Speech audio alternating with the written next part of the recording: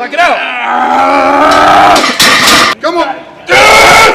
Come on! Come on! Come on! Let's go! RDV encore pour une nouvelle vidéo où je parle de quelqu'un d'autre à part moi. La dernière sur Kaloum a bien marché, vous avez bien aimé. Le nouveau format, l'explication, le côté dynamique. Et je vais faire la même chose aujourd'hui sur un gars que perso je kiffe, mais que je kiffe ou je kiffe pas, genre, je parle de lui de la même manière. C'est Larry Willis. C'est le boss Larry Willis. Donc avant d'expliquer qui est ce gars, qui est ce monstre, qui est ce phénomène, je vais vous parler du sujet principal de la vidéo, c'est sa transformation physique incroyable en 2 semaines. Donc là vous avez la photo avant, incroyable encore, c'est Hercule. Et 2 semaines après vous avez cette photo. Et vous voyez les gars, il y a juste 2 semaines qui séparent ces 2 photos, et ça n'a pas retourné internet. Mais disons que ça a choqué pas mal de gens, donc je pense que ça choque les gens qui s'y connaissent pas trop, c'est normal. Et moi j'ai reçu pas mal de messages sur, comme pour Kaloum, sur putain, je regarde et tout de Larry Willis, je suis déçu, ça se voit qu'il prend des stéros. Frère, déjà il prend des stéros de base, si tu connais pas son histoire, non, regarde, laisse tomber YouTube, lui-même il a avoué. C'est pas les stéroïdes qui ont fait ça, mais on va parler de comment il a fait pour passer de ça à ça en 2 semaines. Sachant qu'il y a environ 10 kilos entre les 2 photos. 10 kilos en 2 semaines, les gars, c'est énorme. Bon, bref, c'est parti. Alors, les gars, Larry Willis, bon, pour ceux qui connaissent pas, même pour ceux qui connaissent, on va faire un petit récap de qui est ce gars monstrueux. Il faut d'abord rappeler qu'il a une histoire familiale très compliquée. Son père l'a abandonné à 1 an. Après, il avait une maman qui a tout fait pour lui, mais qui avait un petit problème d'addiction à gauche à droite. On rentre pas dans le détail, on s'en fout. Et elle avait des problèmes avec ses petits copains. Et moi, d'après ce que j'ai compris, c'est qu'un jour, en fait, son petit copain, il y a eu une embrouille, il a levé la main sur sa femme, enfin sur la mère de Larry. Et c'est parti en bagarre. Larry était petit. Et le gars, en fait, il a retourné le truc, il a appelé les keufs. Il était très calme devant les keufs. Et donc, les keufs, ils ont voulu embarquer la mère. Parce que, bagarre et tout, le gars, il a retourné le truc. Et quand ils sont montés en haut et ils ont vu qu'il y avait un petit garçon dans le lit, tout petit, tout mignon, en fait, ils se sont dit, en fait, la mère, elle est folle.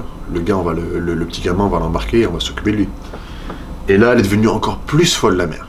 Parce que t'embarques ton gamin. En plus, c'est ton gars qui te frappe. Bref, pétage de plomb, retournage de situation de ouf. Netflix, là, trop dur pour la mère et trop dur pour Larry. Donc, des gamins, ils ont placé Larry en famille d'accueil. Ça a été très dur pour lui.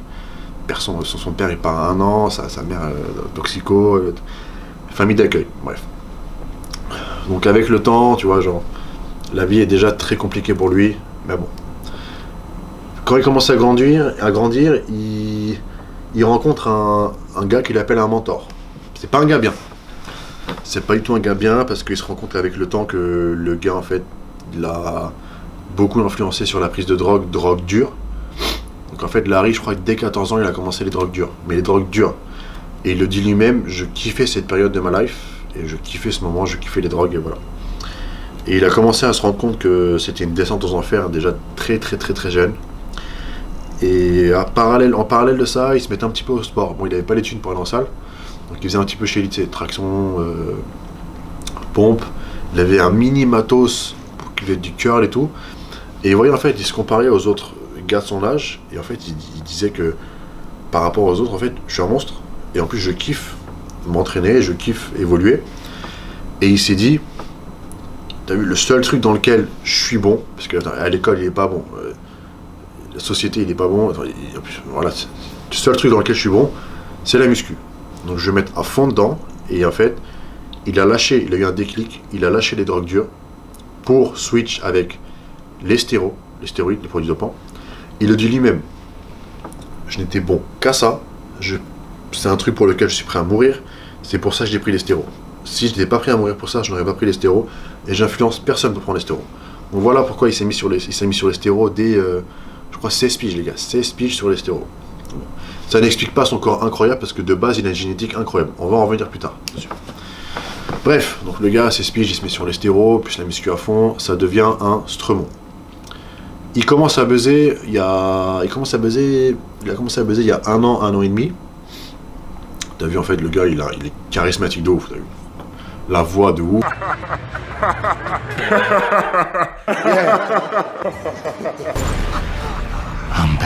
C'est Batman. Le coup carré, il est très esthétique en étant un strongman. Les gars, c'est un strongman, c'est un powerlifter. Et il a un corps de body. Il a un corps de body esthétique. Il est grand, il est monstrueux, il est balèze. Et en fait, c'est pour ça qu'il a commencé à buzzer, parce que en ayant un corps de body, donc il renvoie l'image d'un mec qui fait du body, mais il a des perfs de strongman, mais des perfs de strongman plus. Et il a commencé avec des vidéos sur Insta, YouTube. Des squats, t'as vu, je vais mettre les vidéos là. Des squats, j'arrive même pas à compter le nombre de plaques. Couché, il fait des trucs de ouf. Il fait des drop sets inversés. Donc, toi, drop set, tu mets, après tu décharges. Lui, il charge. C'est un truc. Des nombres de plaques, je sais même pas combien. Franchement, je comptais même plus, mais je sais qu'à l'époque, quand je regardais, c'était le seul qui me motivait. Le seul truc qui m'a choqué de lui, vraiment, c'est le développé militaire assis à la barre à 220. Là, j'ai fait c'est bon, stop, je me déplace, c'est un... Bref, donc à chaque fois en fait, il essaye de se surpasser, il fait des compètes de strongman, il met la misère à tout le monde, bras de fer avec tout le monde, contre les strongman, il les éclate, même dans des jeux télévisés contre Hafthor, il l'éclate, il le met par terre. Et tout le monde a commencé à surfer sur la vague Larry Wheels, parce que le fitness aux US, ça fait 2 ans que c'est comme ça. À l'époque, tu avais les City Fletcher, Mike Rashid, tout ça, ils étaient tous au top. Cali Muscle, tous au top. Après, bon, ça s'essouffle, c'est normal. Tout s'essouffle. C'était une mode, tout s'essouffle. Et ça a commencé à s'essouffler. T'as eu Bradley Martin qui est venu, qui a relancé un petit peu le truc. Lui-même, ça s'est essoufflé parce qu'en fait, c'est un renouveau, mais il fait toujours la même chose. Et je peux comprendre que tu sois un petit peu agacé par sa façon de parler, son style. Moi, j'aime bien, j'aime pas, je m'en fous. J'ai regardé, je ne fais plus rien. Et en fait, et t'as eu Larry Wheels. Et là, gros, tout le monde a commencé à se greffer à Larry Wheels. C'est lui vraiment qui a relancé le fitness. Je sais pas si on appelle fitness, mais t'as vu la muscu, le YouTube game de la muscu aux US et donc au monde. C'est lui qui a tout relancé. Il y a des mecs qui viennent de Japon, de Chine juste pour le voir. Il est vraiment adulé, adoré, et je comprends. C'est un gars cool, honnête, il avoue tout. Et voilà. Donc comme tu vois, il devient pote avec Bradley Martin, tout le monde se greffe à lui, Michael Earl, Simon Panda, ils sont tous greffés à lui. Franchement, ils ont tous surfé sur sa vague et profité de lui entre guillemets.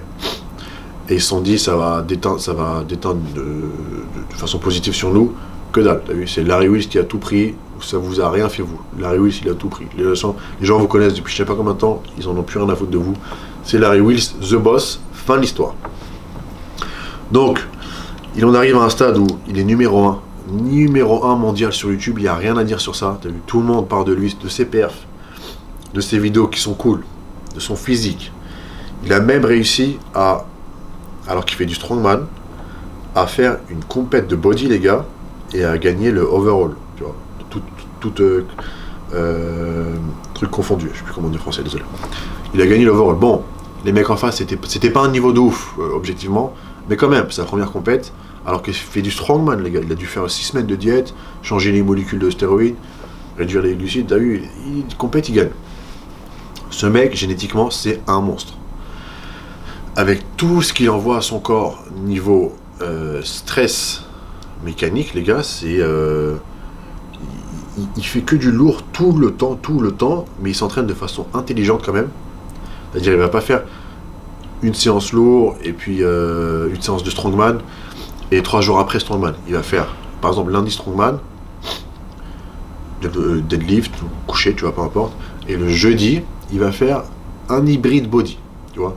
D'ailleurs, c'est pour ça qu'il vend des programmes. Il n'est pas si con que ça, les gars. Même s'il n'a pas trop été à l'école, le gars, sa compète de body, on sait très bien pourquoi il a fait. Derrière, il a lancé un site avec là les programmes. Bien, pas bien, j'en ai rien à foutre, t'as vu. Le marketing, il a tout niqué, il y en a qui ont acheté, il roule en bonne voiture. Je suis très content pour lui, il le mérite, t'as vu. Bref, numéro 1, il est au top. Et par contre, les gens, tout le monde redoutait ce qui allait arriver, c'était sûr que ça allait arriver, c'est quand tu t'entraînes comme un malade mental, surtout quand tu es sur YouTube, tu fais un peu des conneries. Tu fais un peu des conneries.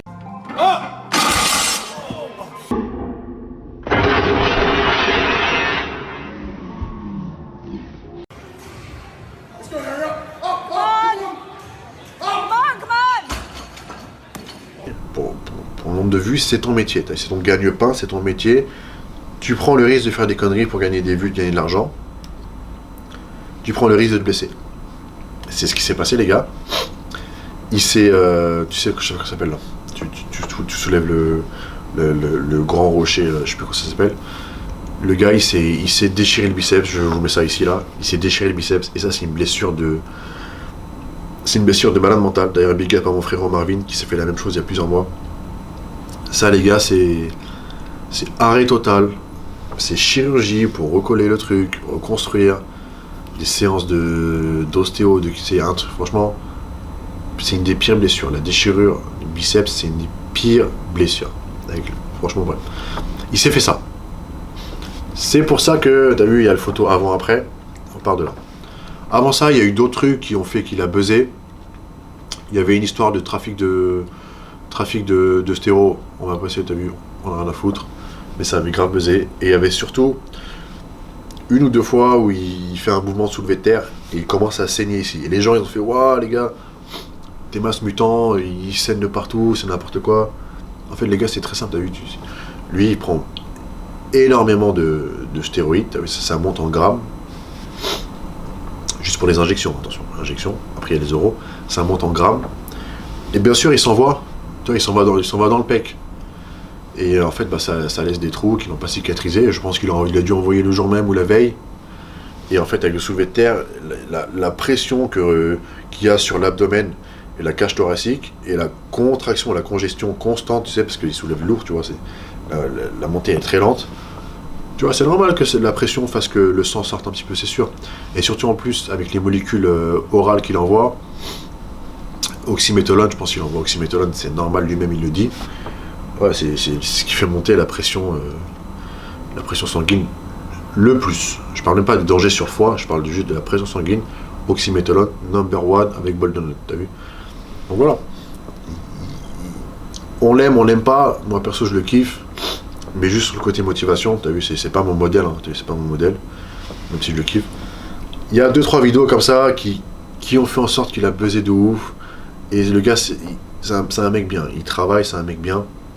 Fait des vidéos de ouf, il motive toute la terre entière. Encore une fois, il y a des gars de Chine, de Japon, de France. Moi, je suis en France, je regarde. Aux US, il a tout retourné. Les gars au salon, ils font la queue juste pour lui. Respect. Donc, on en vient à sa déchirure du biceps, les gars. Il se fait une déchirure du biceps. Qu'est-ce qu'il fait? Il se soigne direct. Je vais vous mettre ça, il se soigne direct. Il se soigne direct. Et évidemment, il n'a pas été con comme Kaloum. Il a arrêté les stéros. C'est-à-dire tu peux pas t'entraîner. Le connaissant entre guillemets, je le suis bien quand même, il continue à s'entraîner, mais évidemment, tu déchires les biceps. Pour un strongman comme lui, ça veut dire t'arrêtes le soulevé de terre, t'arrêtes un tiers de tes mouvements, donc gagne-pain. Coucher t'arrêtes, donc je pense qu'il faisait des trucs, un minimum de trucs, tu vois. Je pense qu'il arrivait bien à faire les jambes quand même, ça va. Le haut du corps, il faisait un minimum de trucs. Il a arrêté les stéros. Qu'est-ce qui s'est passé? Évidemment, il a perdu du poids. Surtout avec les stéros qu'il prenait. Beaucoup d'euros, les gars. Beaucoup d'euros, beaucoup d'oxymétolone. D'ailleurs, je me demande comment ils sont foie. Petit aparté pour tous ceux qui prennent des stéroïdes oraux. Parce qu'il y a beaucoup de gars qui m'envoient des messages pour des conseils sur les stéroïdes.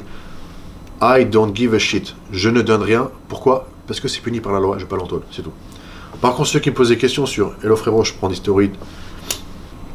Comment je fais pour soigner mon foie, machin, tout ça, ça va pas. Quand tes transaminases, elles sont déjà très élevées, ok? Après une cure de stéro, là, t'as vu, t'es un petit peu dans la merde, mais ça se soigne, ok? Quand tes transaminases sont élevées pendant une cure de stéro, donc, je parle d'euro, là, Dianabol, Ristrol, Tren, oxymétolone, tout ça, à cause des euros, tu vois, et toxicité hépatique. Quand tes transaminases sont élevées pendant une cure, C'est normal parce que c'est causé par ça. Ton chardon-marie, ton lait galon, ton livre 52, tes vieilles trucs de conneries là, t'as vu? Tes 35 000, ça va pas du tout soigner ton foie. Si tu veux soigner ton foie, t'as 2 trucs. Et c'est la même chose pour les conneries de meufs qui parlent de détox.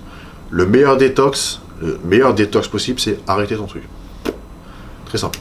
Le deuxième détox, c'est tu continues ton truc, d'accord? T'arrives pas à t'en passer, c'est ton problème. Tu t'assumes. Tu continues ta connerie. D'oxymétolone, d'oro, de machin, tout ça. Mais t'envoies tout ce qu'il faut pour bien soigner ton foie. Et t'as 2 trucs qui sont les trucs à prendre pour soigner votre foie, les gars. Et si vous me posez cette question directe sur Insta ou n'importe quoi, je vais vous répondre, parce que c'est pas interdit. Tu notes TUDK, c'est le number 1, c'est le meilleur détox pour le foie. Et le number 2, avec d'autres trucs, c'est une version un peu différente de l'acide aminé méthionine. Ça s'appelle SAME, ok? Donc SAME, ça va sécréter la glutathione et tout. C'est les meilleurs détoxifiants du foie, ok?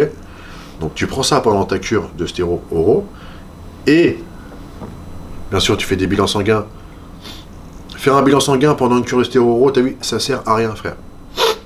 Tu prends les stéro oraux, et évidemment tes transaminases vont être comme ça. Donc prends tes détoxifiants pour le foie. Si tu fais un bilan sanguin après ta cure de stéro que tu as arrêté et que tes transaminases sont encore comme ça, là ça fait alerte rouge, c'est sûr et certain. Et là tu prends un truc que j'ai dit. Voilà, aparté terminé. Donc le gars, il arrête les stéros, il s'entraîne beaucoup moins bien. Je pense que la diète devait évidemment être beaucoup moins bien. Et il s'était déchiré le biceps en juin 2019.